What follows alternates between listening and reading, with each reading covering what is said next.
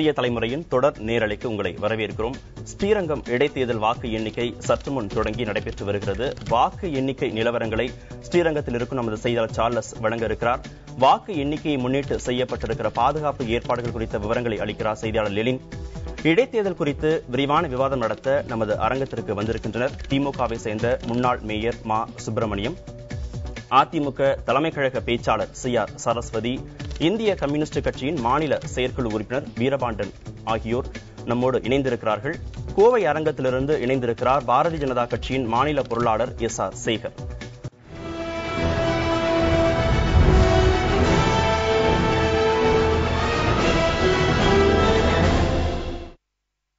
ஸ்ரீரங்கம் சட்டப்பேரவை தொகுதி இடைத்தேர்தலில் பதிவான வாக்குகள் எண்ணும் பணி சற்று முன் தொடங்கி நடைபெற்று வருகிறது. இதன் விவரங்களை வாக்கு எண்ணும் மையத்தில் இருக்கும் நமது செய்தியாளர் சார்லஸிடம் கேட்கலாம். சார்லஸ், பணிகள் தொடங்கிவிட்டனவா? அங்கு இருக்கிற கள நிலவரம் என்ன?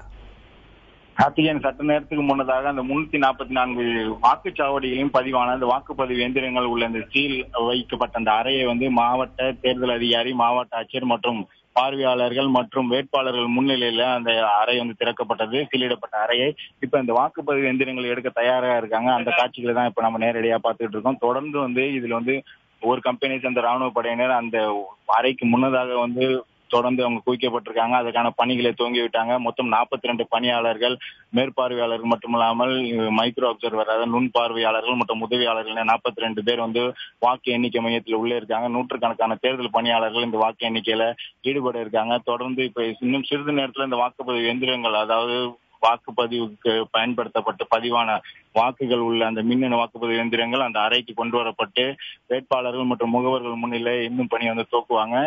இப்ப அதற்கான பணியில தான் ஈடுபட்டு இருக்காங்க. கார்த்திகேயன், சார்லஸ், முன்னிலை நிலவரம் எப்போது தெரிய வரும்? முழுமையான முடிவுகள் எப்போது அறிவிக்கப்பட வாய்ப்பு இருக்கிறது? கார்த்திகேயன், அதாவது மொத்தமாக இந்த வாக்கு எண்ணிக்கை என்பது 23 சுற்றுகள், 14 மேஜைகள்ல 23 சுற்றுகள். பதிவான வாக்குகள் 2,21,172 வாக்குகள் பதிவாயிருக்கு. கடந்த 13ஆம் தேதி நடைபெற்ற ஸ்ரீரங்கம் தொகுதி இடைத்தேர்தலுக்கான வாக்குகள் இந்த நிலையில 81.83% வாக்கு சதவீதம். இவர்களை பொறுத்தளவு குறைந்தபட்சம் 12 மணிக்கு முழுமையா, அதாவது யார் முன்னிலை என்பதை தெரிந்துவிடும் சொல்லியிருக்காங்க. ஆனால் முதல் ஒவ்வொரு சுற்றுமானது குறைந்தது 45 நிமிடம் ஆகும் என அதிகாரிகள் தெரிவிச்சிருக்காங்க. விரைவாக அதிகாரிகள் மற்றவர்கள் அந்த பணியாளர்கள் ஈடுபட்டால் இன்னும் ஒரு 30 நிமிடத்தில் ஒரு சுற்று முடிவடைய வாய்ப்பு இருக்கிறது. ஆனால் அவர்கள் தெளிவாக, துல்லியமாக சரியான முடிவை அறிவிப்பதற்காக தேர்தல் அதிகாரிகள் காலதாமதமானாலும் பரவாயில்லை, உடனடியாக அறிவிக்க வேண்டாம், சரியான முடிவுகளை அறிவிக்க வேண்டும் என அவங்க தெரிவிச்சிருக்காங்க. கார்த்திகேயன், சார்லஸ், வாக்குப்பதிவு நேரலையாக உள்ளூர் தொலைக்காட்சிகளில் தமிழ்நாடு அரசு கேபிள் டிவி கார்ப்பரேஷன் மூலமாக ஒளிபரப்பப்பட்டது. இப்போது வாக்கு எண்ணிக்கை சமயத்திலும் அதுபோன்ற ஏற்பாடுகள் செய்யப்பட்டிருக்கிறதா? அது போன்ற நடவடிக்கைகளை மேற்கொள்ளவில்லை கார்த்திகேயன். ஏனென்றால் அது இந்த 322 வாக்குச்சாவடிகளும் வெப் கேமராக்கள் பொருத்தப்பட்டிருந்தன. அது இணையதள வசதியும் இருந்தது. மாநில தலைமை தேர்தல் அதிகாரி நேரடியாக கண்காணித்தார். அதே போல் இங்குள்ள மாவட்ட ஆட்சியர் தேர்தல் அதிகாரியும் பார்த்து நேரடியாக கண்காணித்தாங்க. பொதுமக்கள் உள்ளூர் தொலைக்காட்சி, அதாவது அரசு கேபிள் கார்பரேஷன்ல உள்ளூர் தொலைக்காட்சியில அவங்க நேரடியாக அந்த வாக்குப்பதிவை பார்த்தாங்க. ஆனால் இதை பொறுத்தளவு அவர்கள் அனைவருமே வெப் கேமராக்கள் பொருத்தப்பட்டு அவை அனைத்துமே அனைவருக்கும் முன்னிலையில் நடைபெறுகிறது. இதற்காக பிரத்யேகமான அந்த ஏற்பாடுகளை செய்யவில்லை. இவர்களை பொறுத்தளவு உடனடியாக தகவலை தெரிவிப்பதற்காக இணையதள வசதியை கொடுத்திருக்காங்க. மாநில தலைமை தேர்தல் அதிகாரிக்கு மற்றவர்களுக்கு கொடுப்பதற்கு. இதில் அறை, அதாவது நேற்றே இங்க முகவர்கள் அனைவருமே இங்க படுத்து விட்டனர். கீழே உள்ள அந்த அறையில அவர்கள் தொடர்ந்து அந்த கண்காணிப்பு கேமரா, அந்த வெப் கேமராவுக்கான அந்த பாதுகாப்பு ஏற்பாடுகள் மற்றும் அந்த அறையை பார்த்து கொண்டிருந்தார்கள். நேரடியாக அவர்கள் பார்ப்பதற்கு அனைத்து நடவடிக்கையும் மேற்கொண்டாங்க. தொடர்ந்து இப்ப அதற்கான பணிகள் நடைபெற்று வருகிறது. இன்னும் சிறிது நேரத்துல முக்கியமாக அவர்களை பொறுத்தளவு அதாவது இந்த வாக்கு எண்ணிக்கை என்பது அவர்கள் துவங்குவதற்கு முன்னதாக அவர்கள் தபால் ஓட்டு பெட்டியை எடுத்தாங்க. இப்ப தபால் ஓட்டு பெட்டியில வாக்குகள் பதிவான பிறகு தெரிய வரும். இப்ப தேர்தல் அதிகாரிகள் எல்லாமே உள்ளே சென்று கொண்டிருக்காங்க. முக்கியமாக தாசில்தார் சாதர்மோதன், தேர்தல் நடத்தும் உதவியாளர்கள் மற்றும் பணியாளர்கள் அனைவரும் அவர்கள் இப்ப உள்ளே செல்கிறார்கள். உள்ளே சென்று அந்த 322 வாக்குச்சாவடி மையங்கள்ல பதிவான வாக்குகள் உள்ள அந்த மின்னணு வாக்குப்பதிவு இயந்திரங்களை எடுக்க தயாராகிட்டாங்க. கார்த்திகேயன், இன்னும் சிறிது நேரத்துல அந்த வாக்குப்பதிவுக்கான இயந்திரங்கள் அனைத்துமே அந்த வாக்கு எண்ணிக்கை மையத்திற்கு வந்துவிடும். வாக்கு எண்ணிக்கை மையம் உள்ளே சென்றவுடன் அவர்கள் வாக்கு எண்ணிக்கை துவங்கி விடுவார்கள். இப்ப உள்ளே சென்று விட்டார்கள். அந்த காட்சிகளை தான் பார்த்துக் கொண்டிருக்கோம். கார்த்திகேயன், சார்லஸ், வாக்கு எண்ணும் மையத்தில் கட்சிக்காரர்களுக்கு என்ன விதமான கட்டுப்பாடுகள் விதிக்கப்பட்டிருக்கிறது? கார்த்திகேயன், அதாவது இவர்களை பொறுத்தவரை வேட்பாளர்கள் கூடுதலாக 2 முகவர்கள் அவர்களுடன் உள்ளே வந்து வாக்கு அதற்கு முன்னதாக இந்த முதல் காட்சியை பார்க்கலாம் கார்த்திகேயன். அவர்கள் இந்த வாக்கு எண்ணிக்கை வாக்குப்பதிவு செய்யப்பட்ட இந்த மின்னணு வாக்குப்பதிவு எந்திரத்தை முதல் பணியாளர் எடுத்து கையில் வைத்திருக்கிறார். அந்த காட்சியை தான் பார்த்துட்டு இருக்கோம். இப்ப அவங்க நேரடியாக அவர்கள் எடுத்துக்கொண்டு உள்ளே அந்த வாக்கு எண்ணிக்கை மையத்துக்கு கொண்டு சென்று அவர்கள் இந்த சீலிடப்பட்ட அந்த வாக்குப்பதிவு எந்திரத்தை வந்து திறந்து அவர்கள் வந்து வாக்கு எண்ணிக்கை துவங்குவார்கள். நீங்கள் ஏற்கனவே கேட்டது போல வேட்பாளர்கள், அதாவது உள்ளே வந்து ஏற்கனவே அதிமுக வேட்பாளர் மட்டுமில்லாமல் திமுக வேட்பாளர், மார்க்சிஸ்ட் கம்யூனிஸ்ட் கட்சி வேட்பாளர், பாரதிய ஜனதா கட்சி இவங்க இந்த வேட்பாளர்கள் கூட 2 முகவர்கள் வந்து உள்ளே அனுமதிக்கப்படுவார்கள். அதாவது ஒவ்வொரு அந்த வேட்பாளர்களுக்கும் கூட வந்து அவர்கள் வந்து 3 நபர்கள் வந்து அந்த வாக்கு எண்ணிக்கை மையத்துல அவர்கள் அனுமதிக்கப்படுவார்கள். முறையான சோதனை 3 அடுக்கு பாதுகாப்பு இங்கே போடப்பட்டுள்ளது. ஒரு கம்பெனி துணை ராணுவம் மட்டுமில்லாமல் இந்த முகவர்களுக்கான அடையாள அட்டை வந்து வழங்கப்பட்டிருக்கு. அந்த அடையாள அட்டை கூட மட்டுமில்லாமல் உள்ளே அவர்கள் யாரும் கைபேசி எடுத்து வரக்கூடாது. கைபேசிகள் அனைத்துமே வந்து வெளியிலே ஒப்படைத்து விட வேண்டும். நோட்டு, பேனா, அதாவது பேப்பர், பேனா இது மட்டுமே வந்து உள்ளே அவர்கள் வந்து குறிப்பதற்கும் வந்து சில கட்டுப்பாடுகளை வந்து விதிச்சிருக்காங்க. தொடர்ந்து அந்த பணிகளை அவங்க வந்து கண்காணித்து உள்ளே அனுப்பியிருக்காங்க. காலையே அவங்க 6 மணிக்கு இங்க வந்து விட்டாங்க. நேற்றே வந்து முகவர்கள் நான் ஏற்கனவே சொன்னது போல் இங்கே வந்து அவர்கள் இருந்து படுத்து உறங்கி அவங்க தொடர்ந்து அந்த வாக்குப்பதிவான அந்த மின்னணு வாக்குப்பதிவு இயந்திரங்கள் உள்ள அறையை பார்த்து கொண்டிருந்தார்கள் என்பதுதான் முக்கியமான தகவல். கார்த்திகேயன், சார்லஸ், மேல் விவரங்களுக்கு மீண்டும் உங்களை தொடர்பு கொள்கிறோம். நாம் தொடர்ந்து பேசலாம். சுப்பிரமணியன், தற்போது வாக்கு எண்ணிக்கை தொடங்கிவிட்டது, பணிகள் தொடங்கிவிட்டன. அதனுடைய முதல் காட்சிகளை பார்த்தோம். வாக்குப்பதிவு அது சம்பந்தமான சதவீதம் 82% வாக்குகள் பதிவாகி இருக்கிறது. இதெல்லாம் நீங்க எப்படி பார்க்கிறீங்க? உங்களுடைய முதற்கட்ட கருத்து. முதலில் தெளிவா தெரிய வேண்டிய விஷயம் வந்து 2011 அதே ஸ்ரீரங்கத்தில் நடைபெற்ற போது இருந்த மொத்த வாக்காளர்கள் எண்ணிக்கை என்பது வெறும் 2,21,172 மட்டுமே. ஆனா இப்ப எவ்வளவு வாக்குகள் இருக்கிறது என்று சொன்னால் 2,70,281. ஆக இந்த 3.5 ஆண்டு காலத்தில் எவ்வளவு வாக்குகள் அங்கே கூடுதலாக இருக்கிறது என்று சொன்னால் ஏறத்தாழ 50,000 வாக்குகள். இந்தியாவிலேயே தலைவர் கலைஞர் அவர்கள் கூட ஏற்கனவே ஒரு அறிக்கையின் வாயிலாக சொல்லியிருந்தார்கள், இந்தியாவிலேயே எந்த மாநிலத்திலும் ஒரு 3-4 ஆண்டுகளுக்குள் இவ்வளவு சதவீத வாக்குகள் புதிதாக சேர்ந்தது என்பது இல்லை. அந்த புதிய படிவம் ஃபார்ம் 6 என்று அந்த புதிய வாக்காளர்கள் சேர்ப்பது என்கின்ற அந்த இதில் பார்த்தோம்னா ஒரு 10,000-15,000 வரைக்கும் இருக்கலாம். ஆனா இங்க தமிழ்நாட்டில் மட்டும்தான் ஒவ்வொரு தொகுதியிலும் 3.5 ஆண்டு காலத்திற்குள்ளாகவே ஒவ்வொரு தொகுதியிலும் 50,000 வாக்குகள் என்று கூடியிருக்கிறது. 2011 ஒட்டுமொத்த தமிழக மக்கள் தொகை 7,21,00,000 என்று சொல்லப்பட்டது. இப்ப இந்த வாக்காளர்கள் கணக்கு வச்சு பார்த்தோம்னா தமிழர்களின் அந்த பொதுமக்களோட சதவீதத்தை பார்த்தோம்னா 10 கோடியை தாண்டி இருக்குமோ என்கின்ற அளவில் ஒரு இந்த வாக்காளர்கள் பட்டியல் வச்சு பார்க்கிறப்போ ஒரு ஐயம் ஏற்பட்டிருக்கிறது. இதுக்கு என்ன காரணம்?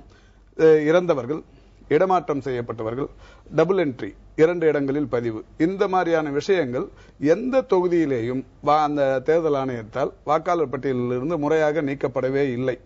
இப்போ ஸ்ரீரங்கத்தை பொறுத்தவரை ஏற்கனவே அதுல 29,000 வாக்காளர்கள், இந்த 2,70,281 வாக்குகள் இருக்கிறது என்று சொன்னாலும் அதுல 29,000 வாக்காளர்கள் டபுள் என்ட்ரி, ஷிப்டட், டெத் என்கின்ற வகையில் இருக்கிற வாக்காளர்கள் இவ்வளவு பேர் இருக்கிறார்கள் என்கின்ற புகார் தேர்தல் ஆணையத்திடம் தரப்பட்டது.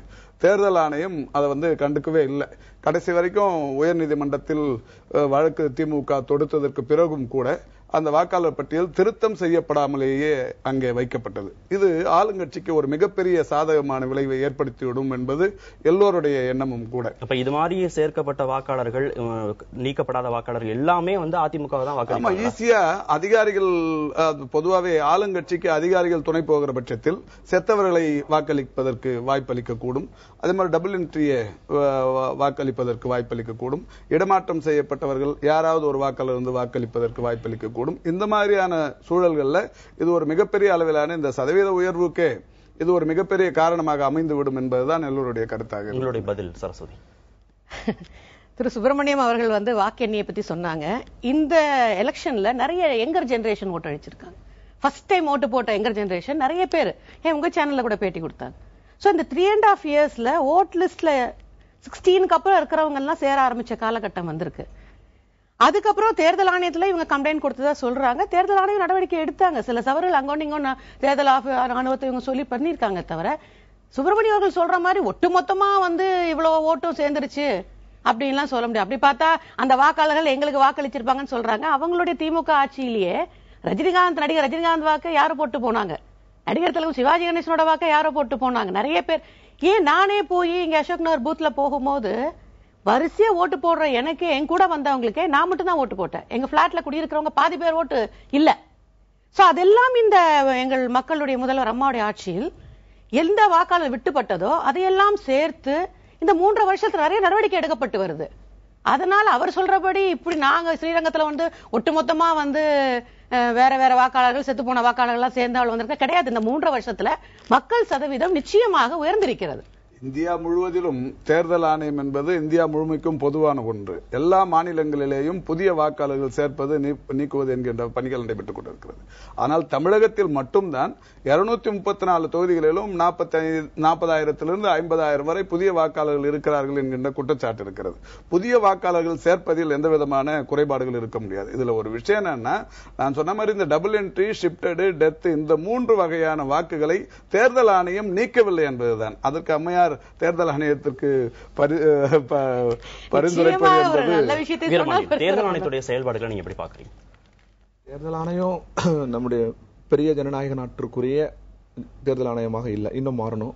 தேர்தல் சீர்திருத்தங்கள் அது முன்மொழியணும். எங்களை பொறுத்தவரை ஸ்ரீரங்க தேர்தலில் ஒரு 4 முனை போட்டி, திமுக, அதிமுக, பிஜேபி, கம்யூனிஸ்ட். எல்லாருக்கும் தெரியும் திமுக அதிமுக தான் பெரிய கட்சி, அவர்களுக்கிடையே தான் நேரடி போட்டி என்று. ஒரு அரசியல் களத்துக்காக நாங்கள் இருக்கிறோம். மார்க்சிஸ்ட் கட்சி எடுத்துக்கிறது, இந்திய கம்யூனிஸ்ட் கட்சி ஆதரிக்கிறோம். முடிவும் தெரிய வரும். முடிவு ஆளுங்கட்சி வெற்றி பெறும். எப்பவுமே இடைத்தேர்தலில் தமிழ்நாட்டில் இந்தியாவில் அபாரமாக ஒரு சில இடங்களில் இந்த மாற்றங்கள் வரும், எதிர்பாராத மாற்றம். பெரும்பாலும் இடைத்தேர்தலில் ஆளுங்கட்சி வெற்றி பெறும். அப்பொழுதெல்லாம் ஜனநாயகம் தொற்று போகும். இல்ல அதுக்கு மக்களுடைய மனநிலையும் ஒரு காரணம் நீங்க நினைக்கிறீங்களா? இல்ல, மக்கள் ஆளுங்கட்சி இடைத்தேர்தலில் வெற்றி பெற்றால் அந்த தொகுதிக்கு தேவையான திட்டங்களை வந்து விரைந்து செயல்படுத்த முடியும் அப்படிங்கிற நினைப்பு அவர்கள்ட்ட இருக்கிறதுனால ஆளுங்கட்சிக்கு தொடர்ந்து வந்தா நமக்கு ரொம்ப நல்லது. வாக்குறுதிகள், கொள்கை, திட்டங்களை முன்வைத்து தேர்தல் நடைபெற்றால் நல்லது. ஆனா அப்படி இல்லை. இப்பெல்லாம் ஒரு தேர்தலில் வேட்பாளர் நிறுத்துவதற்கு எவ்வளவு பணம் செலவு செய்வார்கள் என்று கேள்வி கேட்டு பணம் ஒரு காரணியாகி விடுகிறது. ஒரு மனசாட்சி உள்ளவர்கள், அரசியல் நியாயம் நிறைந்தவர்கள் எல்லோரும் அதை ஒப்புக்கொள்வார்கள் என்று நான் நம்புகிறோம். இது ஜனநாயகத்துக்கும் எதிர்காலத்துக்குமே பெரிய நெருக்கடி. பணம் முன்மொழியப்படுகிற இடத்துல வாக்குக்கான மதிப்பே போகுது. நம்ம அரசியல் ஜனநாயகம் நிலை பெற்று இருப்பதற்கே காரணம் ஒரு வாக்கு ஒரு மதிப்பு. சமூகத்தில் எனக்கு எந்த விதமான மதிப்பும் இல்லை, ஏன்னா என்னோட உயர்ந்தவன் இருக்கிறான். பொருளாதாரத்தில் எனக்கு எந்த விதமான மதிப்பும் இல்லை, என்னோட உயர்ந்தவன் இருக்கிறான். ஆனா அரசியல்ல இங்க இருக்கிற நாங்க 3 பேரும் சமம். வாக்கு எல்லோருக்கும் சமம். அதானி கையில் இருக்கிற வாக்கம் என் கையில் இருக்க வாக்கும், சங்கராச்சாரிய கையில் இருக்கிற வாக்கம் என் கையில் இருக்கிற வாக்கும் சமம். இந்த ஒரு வாக்கு ஒரு மதிப்பு இந்த அரசியல் ஜனநாயகத்தின் அடித்தளம். அதையே சிதைக்கிறார்கள் பணம் கொண்டு. அப்படின்னா அதை செய்கிறவர்கள் ஒரு மனதோடு உரையாடல் செய்யணும், யாராக இருந்தாலும். தொடர்ந்து கோவையில் இருக்கும் பாரதிய ஜனதா கட்சியின் மாநில பொருளாளர் திரு எஸ். சேகரிடம் பேசலாம். சேகர், குதிரை போன பிறகு லாயத்தை போட்டு என்ன பயன் அப்படின்னு உங்க கட்சியோட தலைவர் தமிழிசை குற்றம் சாட்டியிருந்தாங்க. தேர்தல் கமிஷனுடைய நடவடிக்கைகளை நீங்க எப்படி பாக்குறீங்க? இல்ல, ஒவ்வொரு சாதாரணமாக மாநில அரசாங்கத்தினுடைய ரெக்கமெண்டேஷன்ஸினுடைய அடிப்படையில் மத்திய தேர்தல் ஆணையம் வந்து மாநில தேர்தல் கமிஷனர், தேர்தல் அதிகாரியை நியமிக்கிறது. ஆனால் மாநிலத்தினுடைய ஒரு அதிகாரி, மாநிலத்தினுடைய ஒரு IAS கேடர் தான் அந்த அதிகாரியாக இருக்கிறார். எனவே இயல்பாகவே தமிழகத்திலே திராவிட கட்சிகள் ஆட்சி பீடத்துக்கு வந்த பிறகு அவர்கள் அந்த கட்சியினுடைய இந்த மாதிரி வார்த்தை பிரயோகங்கள் செய்யக்கூடாது. இருந்தாலும் கூட அதற்கு சாதகமாக, நான் அதுக்கு மேல அந்த பிளாட்ஃபார்ம் ஸ்பீக்கர் பேசுற மாதிரி சொல்ல தயாராக இல்லை, அதற்கு சாதகமாகத்தான் செயல்படுகிறார்கள்.